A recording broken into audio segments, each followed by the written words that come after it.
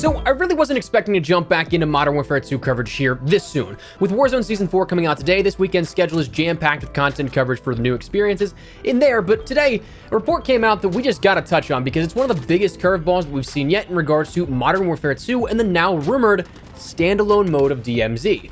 As we go along, drop your thoughts down below. Are you liking the sound of this report? Are you looking forward to gaming DMZ in the future and what this means for the overall accessibility of the new mode? Whatever the case, drop your thoughts below. But if you enjoyed the video, do me a favor and drop a like on it. And if you're new to the channel, hit that subscribe button to stay up to date with all things Modern Warfare 2 and all things Call of Duty. We're chasing down 500,000 subscribers, so if you'd like to join the community, I'd love to have you.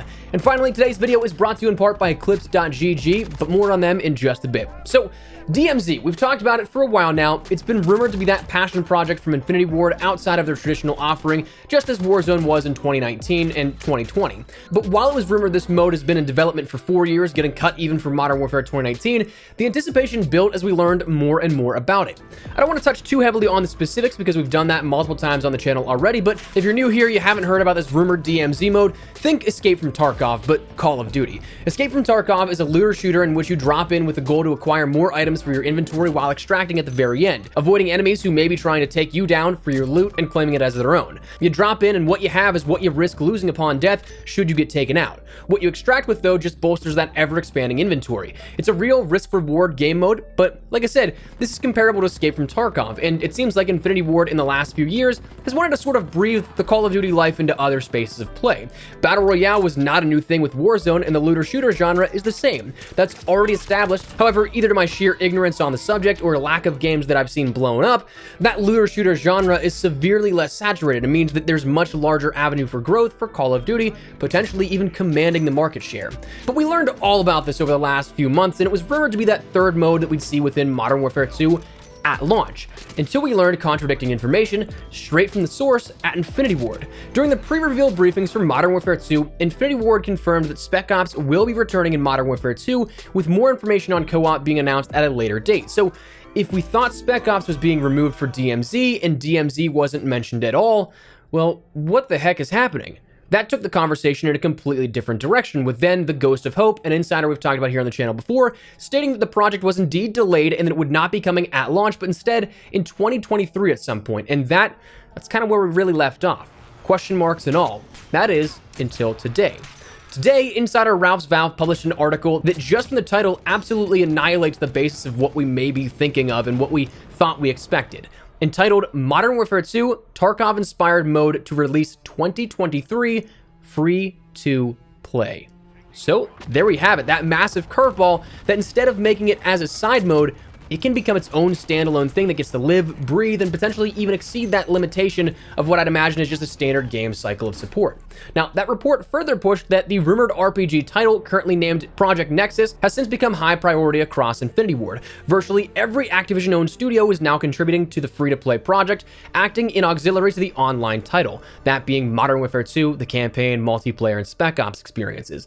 What else is interesting, though, is that this report pushes some information about development, the rumored timetable, and the potential reveal of the mode itself, or at least an announcement of it, stating at launch, players will see a new traditional Call of Duty release bundled with 3 modes, single player, multiplayer, and an all-new co-op experience, followed by Warzone 2.0, reportedly set to release in December of this year. Modern Warfare 2's rumored DMZ is being described as an open-world title, following an elaborate storyline and continuation from the campaign, chronicling particular characters, fronts, and quests, incorporating aspects of PvE and PvP events. An associate suggested the mode should be released independently in beta, given its current pre-alpha stamp in development. Development for the title has been shaky, seeing numerous delays in development as a result of Treyarch's delayed premium title. Now, given the 2-year space, Infinity Ward's wiped the slate clean and revisited their content schedule, assigning the rumored DMZ to release Q1 2023 on the condition that Modern Warfare 2 and Warzone 2 meets expectations. Official details for the online title remain scarce, though with an announcement allegedly coming in August, we should get a clearer look at their aims and intentions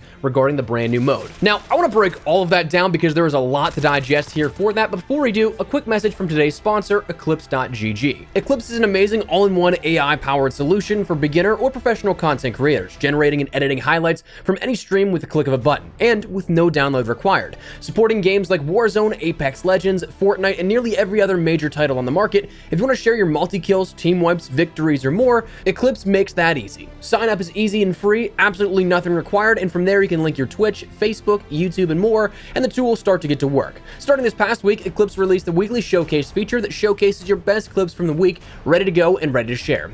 Eclipse makes managing things like your YouTube, Twitch, TikTok, Instagram, Twitter, and other clips easy as ever, while you can just simply focus on streaming your content. If you're interested in expanding your reach and for free, check out Eclipse in the link in the description below. So let's break this down a bit. At launch, we're looking at our standard big three: campaign, multiplayer, and Spec Ops, with Warzone 2.0 reportedly launching in December at some point. That all checks out to me and is going to be a huge offering of content, basically 2 premium experiences in a short month-and-a-half window. And to that end, when we first discussed Spec Ops being that shifted and launching game mode, that experience with Modern Warfare 2, my immediate assumption on the delay was that we'd see it standalone because, I'll be honest with you, what's described with DMZ, if it was launching in Modern Warfare 2, it just seemed too big. It seemed like an entirely different game packaged in a game. Gameception in a sense. Now, what I do find interesting is that if this does release in Q1 of 2023 as reported, that seems to be contingent on the performance of Warzone 2 and Modern Warfare 2. And I kind of see this being a glass half full or glass half empty type of approach to it. The way that I see it, perhaps optimistic over such big offerings and what we see coming to the table with Modern Warfare 2's launch as well as Warzone 2 shortly thereafter, I'm assuming that Q1 release is possibly pushed back if the engagement and the performance of both Modern Warfare 2 and Warzone 2 is doing well through that point, i.e. don't release it if the hype is still there for the current projects. Although I totally understand where it could be seen oppositely, that it'd be put out to save the performance of the others if they're lackluster. But again, ultimately I think that's a subjective way of looking at it. But a Q1 release, that could be that time frame of when we initially thought that Warzone 2 would be launching, that sort of March time frame. But what I'm interested in though about this is that it kind of seems like there's some reports of developmental turmoil, which is the first of any kind we've heard associated with this for Modern Warfare 2 and the entirety of it. That's something that personally, again though, I kind of think might be just framed a little bit like that. From what the report seems to state, it looks like that was a result of scheduling issues, that getting Treyarch to assist on the game was hard because, well, they had a game coming out in 2023, but until that got then pushed back to 2024, that made things a little bit easier. And again, that tie-in with Treyarch being somebody that is working on this as well, that just kind of solidifies this as a valid report in my opinion, because if you guys remember, Jason Schreier, who's one of the most prolific insiders in the gaming community, not just for Call of Duty, but games overall, he was the first one that broke the report that Treyarch would have a delayed title coming in 2024, that we'd have a year off in Call of Duty, the first one to officially state that. And then in that same report, he stated that Treyarch would be working on an upcoming free-to-play title.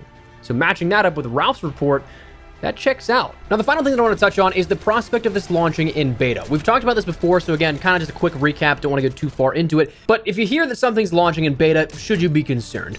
Not really. Beta is absolutely still something that's presentable. It just means that they're not 100% to that finish line of where they want to be. Oftentimes, it's on the way more minute details, the things that can be adjusted on the fly, things like weapon balancing, perhaps. And in the case of how Warzone launched in beta, it was more so to gain feedback from the community. Let players in the live environment help dictate how they finish up tying that bow off on the project. So with this releasing in beta, it will give an astronomically higher rate of data sampling that they can use to prioritize certain issues, fix up balancing, gameplay changes, and all things like that. So I wouldn't expect it to be in beta too long, but if it launches like that, it's just to simply allow players to help complete the development of the game and perfecting it to how the community would want. And that's something that I can get behind if that's the case, where we can help custom tailor this game to how we would see fit. But anyways, that's where we're at here at this. Seriously, such a curveball. I remember when we first saw this report of DMZ, it was rumored that it wouldn't be free to play, that was never the intention. But as things always happen in game development, it seems like things may have shifted. So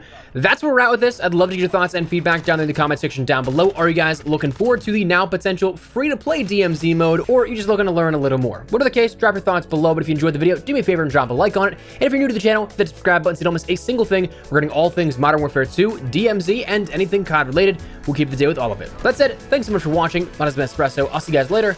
Take care and peace.